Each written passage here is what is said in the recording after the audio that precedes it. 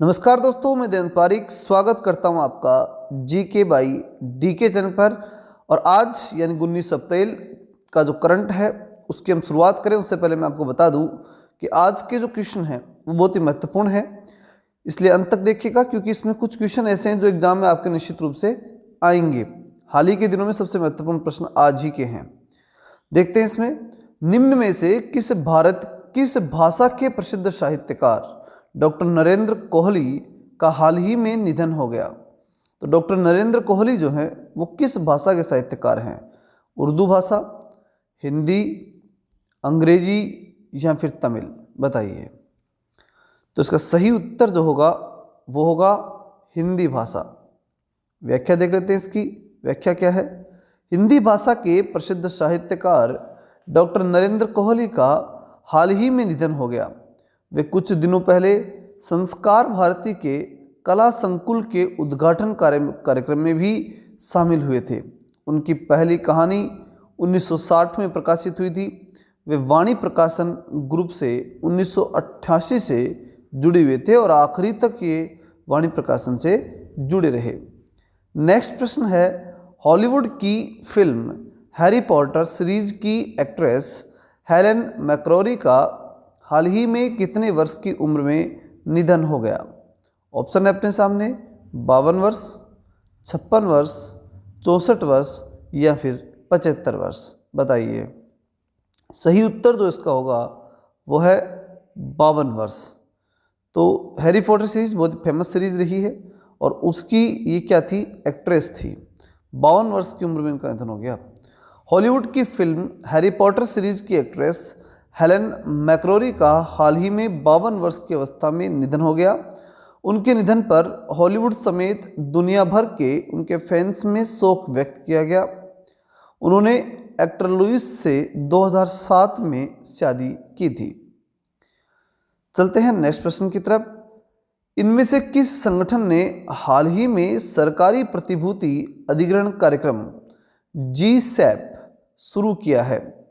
देखिए, बहुत ही महत्वपूर्ण प्रश्न है दोस्तों। सरकारी प्रतिभूति अधिग्रहण, गवर्नमेंट यानी जी और सैप अधिग्रहण के संबंधित है। तो ऑप्शन अपने सामने, नीति आयोग, योजना आयोग, भारतीय रिजर्व बैंक, निर्वाचन आयोग। तो इसका सही उत्तर होगा भारतीय रिजर्व बैंक। व्याख्या देखते हैं इसकी। भारतीय रिजर्व बैंक ने हाल ही में सरकारी प्रतिभूति अधिग्रहण कार्यक्रम GSAP शुरू किया है, जिसके तहत केंद्रीय बैंक के द्वारा 1 ट्रिलियन रुपए के सरकारी बॉन्ड खरीदे जाएंगे। केंद्रीय बैंक द्वारा खरीदे जाएंगे और ये GSAP कार्यक्रम के तहत ऐसा रिजर्व बैंक करने जा रही है। नेक्स्ट प्रश्न हम देखते हैं जो भी महत्वपूर्ण है। 19 अप्रैल को विश्व भर में कौन सा दिवस मनाया जाता है? विश्व विज्ञान दिवस, विश्व महिला सुरक्षा दिवस, विश्व डाक दिवस, विश्व यकृत दिवस? बताइए। इनमें से कौन सा दिवस जो है 19 अप्रैल ने आज मनाया जाएगा? बहुत ही महत्वपूर्ण प्रश्न है। तो उसका सही उत्तर है यकृत दिवस। व्याख्या देख लेते हैं इसकी जो व्याख्या है वो है कि 19 अप्रैल को विश्व भर में विश्व यकृत लीवर दिवस मनाया जाता है। इस दिवस का मुख्य उद्देश्य यकृत संबंधित रोगों के बारे में जागरूकता फैलाना है। यकृत शरीर का दूसरा सबसे बड़ा अंग है और मस्तिष्क के अपवाद के साथ शरीर में सबसे जटिल अंग है। इसके लिए डिटेल से व्याख्या आज शाम तक मैं वीडियो और डाल दूंगा कि यकृत के बारे में जो इससे रिलेटेड स्टैटिक जीके है, तो पूरा ढंग से आप उसको वहाँ पढ़ें। चलते हैं नेक्स्ट प्रश्न की तरफ। भारत के किस राज्य में धामरी नदी पर रोपेक्स जेट परियोजना के लिए 110 करोड़ रुपए की मंजूरी दे दी गई है? केरला में, पंजाब में, महाराष्ट्र में और उड़ीसा में? तो ऐसा कौन सा राज्य है? बहुत ही महत्वपूर्ण प्रश्न है दोस्तों। धामरा नदी है और उस नदी के ऊपर रोपेक्स जेट परियोजना है और इस परियोजना के लिए 110 करोड़ रुपए की मंजूरी दी गई है। तो ये राज्य कौन सा है? तो निश्चित रूप से इसमें आपको ध्यान रखना है कि उड़ीसा राज्य जो है, उस उड़ीसा राज्य के अंदर ये रोपेक्स जेट परियोजना शुरू की जा रही है। 110 करोड़ रुपए इसके लिए मंजूर हो गए और धामरी नदी पर है। ठीक है, बहुत ही महत्वपूर्ण परियोजना है। ठीक है, चलते हैं इसकी व्याख्या की तरफ, क्या है वो भी देखते हैं।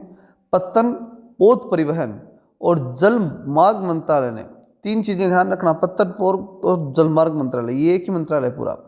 इसने सागरमाला परियोजना के तहत, बहुत ही महत्वपूर्ण परियोजना है भारत की वर्तमान में, सागरमाला प्रोजेक्ट के तहत ओडिशा राज्य में धामरा नदी पर रोपेक्स जेट परियोजना और उससे जुड़े बुनियादी ढांचे को विकसित करने के लिए 110 करोड़ रुपए की मंजूरी दी गई है। इस परियोजना के लिए बाकी 50% हिस्सा ओडिशा राज्य या ओडिशा सरकार जो है वो वहन करेगी।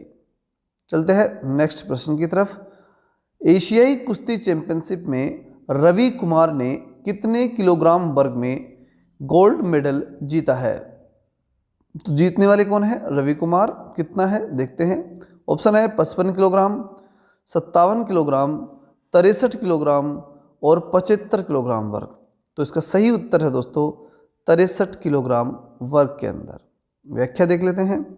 व्याख्या है, एशियाई कुश्ती चैंपियनशिप में भारत के रवि कुमार ने 63 किलोग्राम वर्ग में गोल्ड मेडल जीता है, जबकि भारत के बजरंग पूनिया को 65 किलो वेट में चोट की वजह से फाइनल से बाहर होना पड़ा, इसलिए इन्हें सिल्वर मेडल से संतुष्ट होना पड़ा। मतलब बजरंग पूनिया को क्या मिला इसमें? Silver medal. इस बात को भी आपको ध्यान रखना है। और रवि कुमार जो है उन्हें गोल्ड मेडल इसमें मिला है एशियाई कुश्ती चैंपियनशिप में। चलते हैं नेक्स्ट प्रश्न की तरफ। एशियाई चैंपियनशिप में क्लीन एवं जर्क में कितने किलो वेट उठा करके भारत की मीराबाई चानू, बहुत ही महत्वपूर्ण प्रश्न है दोस्तों, भारत की मीराबाई चानू ने नया वर्ल्ड रिकॉर्ड बनाया है। जो नया वर्ल्ड रिकॉर्ड बनाया उन्होंने वो कितने किलोग्राम में बनाया? 70 किलोग्राम, 90 किलोग्राम, 119 किलोग्राम या फिर 142 किलोग्राम। तो इसकी सही व्याख्या है 119 किलोग्राम। इसकी व्याख्या देखते हैं। व्याख्या इस प्रकार है कि एशियाई चैंपियनशिप में क्लीन एवं जर्क में भारत की पूर्व वर्ल्ड चैंपियन मीराबाई चानू ने हाल ही में 119 किलो वेट उठाकर नया वर्ल्ड रिकॉर्ड बनाया है। ध्यान रखना इसमें 119 बहुत ही इंपॉर्टेंट है, ये सब आपको याद रखना ही होगा क्योंकि ऐसे प्रश्नों में ये वेट ही पूछते हैं। आगे चलते हैं। इन्होंने स्नेच में 86 किलोग्राम वेट उठाने के रिकॉर्ड को तोड़ दिया है, जिससे इससे पहले क्लीन और जर्क में वर्ल्ड रिकॉर्ड 118 किलोग्राम का था और उन्होंने 119 किलोग्राम उठा करके और वर्ल्ड रिकॉर्ड बना दिया है। कौन? मीराबाई चानू, जो भारतीय हैं, भारतीय वेटलिफ्टर हैं। आगे चलते हैं।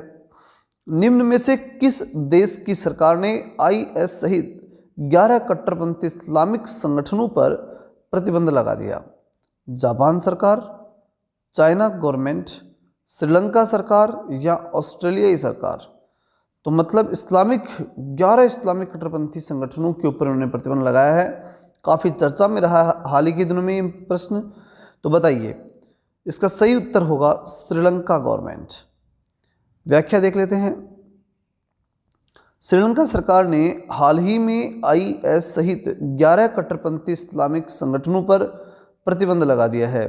अधिसूचना के मुताबिक कानून का पालन न करने वाले या ऐसे किसी साजिश में शामिल होने वाले किसी भी दोषी व्यक्ति को 10 से 20 साल तक की सज़ा हो सकती है। ये था दोस्तों आज का करंट। लगातार देखते रहने के लिए आप सबका बहुत बहुत धन्यवाद। और आगे हम डेली इसके साथ साथ करंट जीके के साथ साथ स्टैटिक जीके भी हम जल्द ही शुरू कर रहे हैं। हम इसके अंदर अलग से प्रत्येक टॉपिक के ऊपर इंपॉर्टेंट क्वेश्चन जो बन रहे होंगे वो टॉपिक वाइज हम आपको क्लियर कराएंगे। तो अब लगातार हमारे चैनल से बने रहिए। अगर अभी तक आपने सब्सक्राइब नहीं किया सब्सक्राइब कीजिए, अच्छा लगे तो लाइक कीजिए और अगर अधिक से अधिक दोस्तों के पास शेयर करेंगे तो हमारी जो विचार हैं या कह सकते हैं हमारा प्रयास वो सफल हो पाएगा। जय हिंद, जय भारत।